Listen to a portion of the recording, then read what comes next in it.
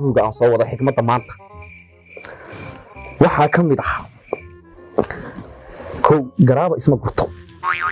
maxaad uga jeedaa professor Garaaba garaabada haddana la guranayo isku raysa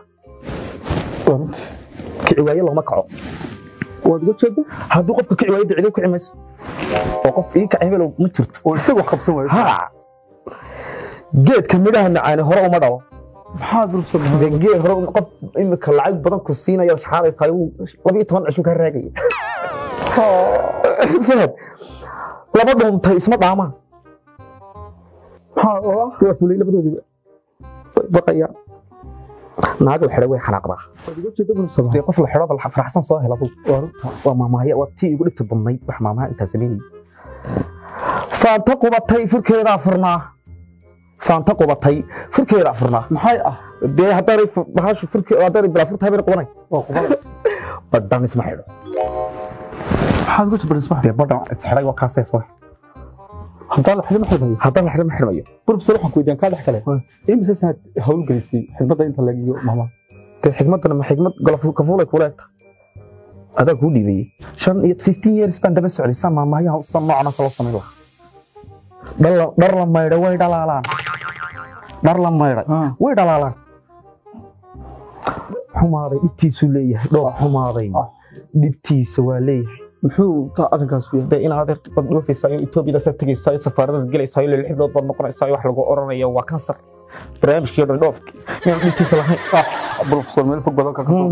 qof dhoofay diyaar raac waa maamaha ugu qaalisan buugiga qof dhoofay diyaar raac muxuu raaci lahaa nin walba kabtiisa leeg waad uga jeedaa waa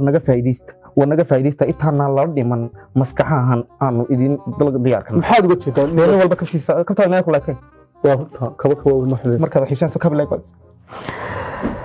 laba islaayay cara isu geysay dee laba qofku markay laba qof islaayay cara isu geysay waa runta kibir isma taga gabar gaaban isma gaabin ilaahay ka ilaahay wuxuu ka shubay ninka walaal aroori markay isu kaajayso inay suurigii joogtay ku riyoota professor maxaad uga jeedaa dee marka yaraantaadii ma soo kaajin waa runta in waxa loo soo suurigii lagu kaadin waa runta laga bixin daaga professor waa nagu yaraysay inkastoo aanu kaga bogan doono buugga waxa ka badan doontaa dhammaan bulshada iyo maamahan uu keenay professorku buuggiisa soo socda ee murtida maanta iyo maamaha taqani baa la yiraahdaa waxaan idin sheegayaa inaad naga faa'iideysataan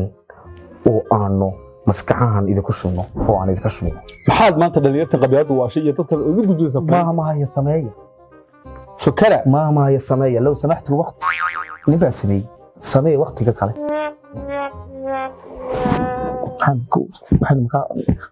waxaad sheegtay maamahan inaad wad imise kuba ka kooban yahay maamahan intii aad nooga taabatay kulli kuwa tabado ka sii khatarsi intaan taabtay waxa 500 ku dhawaad way u dhowday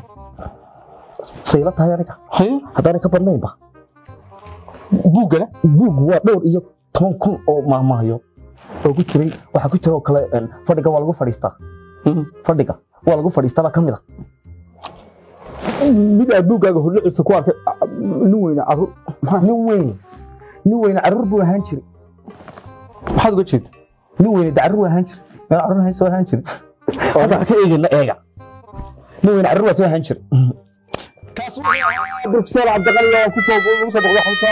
aan ku yahay magaalada Hargeysa ee Hangol Media Production professor waqtiga